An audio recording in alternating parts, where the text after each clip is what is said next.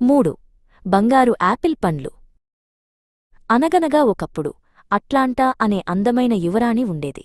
ఆమె సాధారణంగా సూది పనిచేస్తూ తోటలో కూర్చునే ఇతర యువరాణులలాంటిది కాదు.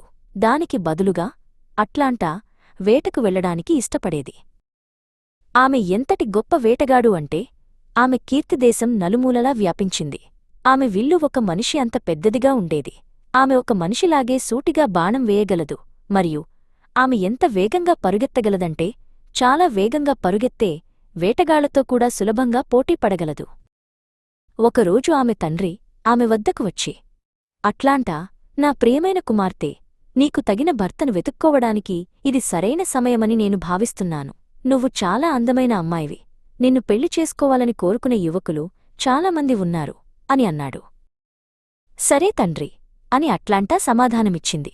పరుగు పందెంలో నన్ను ఓడించిన వ్యక్తిని నేను వివాహం చేసుకుంటాను, కాని అతను ఓడిపోతే అతని తల నరకబడుతుంది. రాజ్యం నలుమూలలకు వార్తాహరులను పంపారు. పందెం రోజున దేశంలోని గొప్ప యువరాజులు అట్లాంటా అందుకోడానికి వచ్చారు. పందెంలో ఓడిపోతే ప్రాణాలు పోతాయని తెలిసినా వారు వెనకాళ్లేదు. మొదటి పోటీదారు ముందుకు వచ్చి పందెం ప్రారంభం కోసం వేచి ఉన్నాడు. జెండా ఊపగానే అట్లాంటా మరియు ఆ యువకుడు గెలుపు లక్ష్యం వైపు పరుగెత్తారు. కాని అట్లాంటా ఆ యువకుడిని సులభంగా ఓడించింది. ఓడిపోయిన ఆ యువకుడిని రాజభవన రక్షకులు తల నరకడానికి తీసుకువెళ్లారు. అట్లాంటా పదే పదే పందాల్లో గెలుస్తూనే ఉంది. ఆమెకు అస్సలు అలసట అనిపించలేదు. ఇక ఆమెను సవాలు చేసేవారు ఎవరూ లేనప్పుడు అట్లాంటా తన తండ్రి వద్దకు వెళ్ళి, చూశారా, నన్ను ఓడించేవారు ఎవరూ లేరు. ఇక నేను మళ్లీ వేటకు వెళ్లవచ్చా అని అడిగింది. ఆమె తండ్రి విచారంగా తల ఊపుతూ అంగీకరించాడు.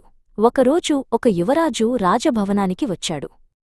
అతను అట్లాంటా యొక్క కీర్తి మరియు ధైర్యం గురించి విన్నాడు. అలాగే పరుగుపందెంలో తనను ఓడించిన వ్యక్తిని మాత్రమే పెళ్లి చేసుకుంటానని ఆమె చేసిన వాగ్దానం గురించి కూడా విన్నాడు.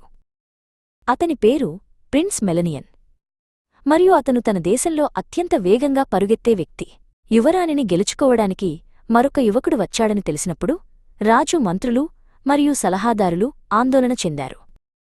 అట్లాంటాను పరుగులో ఓడించడానికి ప్రయత్నించడం మూర్ఖత్వం అని వారు మెలనియన్తో అన్నారు. కేవలం పందెంలో ఓడిపోయినందుకు నీలాంటి చక్కని యువకుడు ప్రాణాలు కోల్పోవడం చాలా విచారకరం. కాని ప్రిన్స్ మెలనియన్ వారి సలహాలను వినడానికి నిరాకరించాడు. అతన్ని అట్లాంటా తండ్రి అయిన రాజు ముందుకు పిలిపించాడు. రాజు, యువకుడా, నువ్వు నా కుమార్తెను వివాహం చేసుకోవాలని కోరుకుంటున్నట్లు నా మంత్రులు చెబుతున్నారు అని అన్నాడు. నువ్వు ఆమెను పరుగులో ఓడించాలని, ఆమె ఈ దేశంలోనే అత్యంత వేగంగా పరిగెత్తే వ్యక్తి అని నీకు తెలుసా అని రాజు అడిగాడు. తెలుసు ప్రభూ అని ప్రిన్స్ మెలనియన్ సమాధానమిచ్చాడు. మహాపరుగు పందెం రోజు రానే వచ్చింది. మరియు మైళ్ల దూరం నుండి ప్రజలు చూడటానికి వచ్చారు. పందెం 3 మైళ్ల పొడవు ఉంది. మరియు ముగింపు రేఖ వద్ద విజేతను ప్రకటించడానికి రాజు కూర్చున్నాడు. అట్లాంటా మరియు మెలనియన్ ప్రారంభ రేఖ వద్ద పక్కపక్కనే నిలబడ్డారు. రాజు మంత్రులలో ఒకరు జెండాను కిందకు దించగానే వారు వేగంగా పరుగెత్తి కనుచూపు మేర దాటిపోయారు.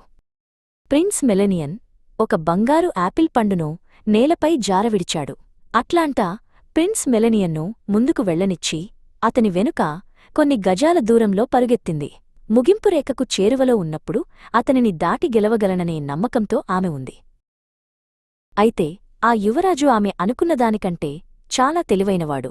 అతను తనతో పాటు ప్రపంచంలోనే అత్యంత అందమైన 3 బంగారు యాపిల్ పండ్లను తీసుకువచ్చాడు. అవి ప్రపంచానికి అవతలివైపున ఉన్న ఒక తోటలో మాత్రమే పెరుగుతాయి మరియు బలమైన ఉత్తర గాలి నార్త్ విండ్ ద్వారా రక్షించబడతాయి.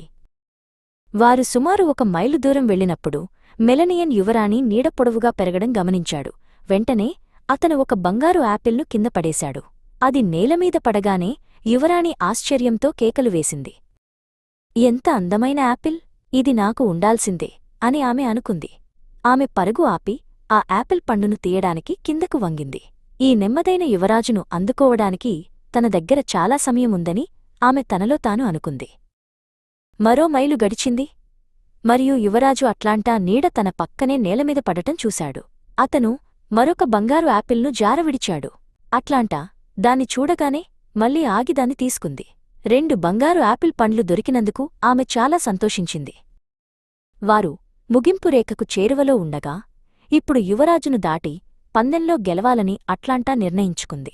కాని ఆమె అతని పక్కకు రాగానే మెలనియన్ మూడవ మరియు చివరి బంగారు యాపిల్ను కిందకు విసిరాడు.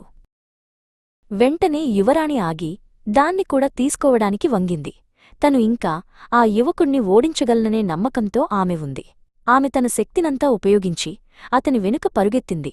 ప్రతి సెకనుకు దూరాన్ని తగ్గిస్తూ వచ్చింది. వారు ముగింపు రేఖకు దగ్గరవుతున్నారు. ఆమె మెలనియన్ను దాటబోతుండగానే వారు ముగింపు రేఖను దాటారు. యువరాజు విజేతగా నిలిచాడు. ప్రజల కేకలతో ఆ ప్రాంతమంతా మారుమోగిపోయింది. రాజు తన ముఖంపై పెద్ద చిరునవ్వుతో ప్రిన్స్ మెలనియన్ను అధికారిక విజేతగా ప్రకటించాడు.